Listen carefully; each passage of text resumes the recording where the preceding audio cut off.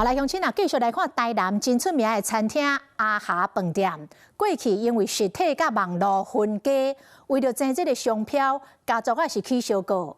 即擺總算告一個段落，未來第二代甲第三代之間，攏經營家己的部分，互相來尊重，繼續為民眾帶來好滋味。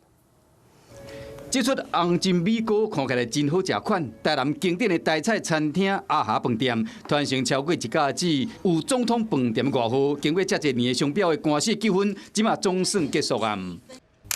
網絡拋出協議分業經營，聲明寫講未來網絡電商由吳清陽負責，實體餐廳是交由吳建和，網絡會當使用深圳阿霞飯店的名，提供相關的資訊。是雙方面能夠圓滿的和解，這個算是好事，對我們消費者來講也是算一個很好的訊息。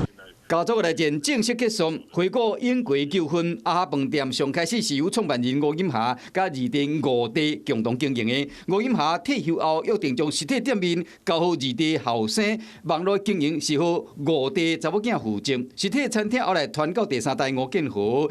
第二代人講第三代以網絡的行銷開設着侵權，準來去告。案件到二審改判賠450萬，經過上訴，最高法院拍回原判決更審。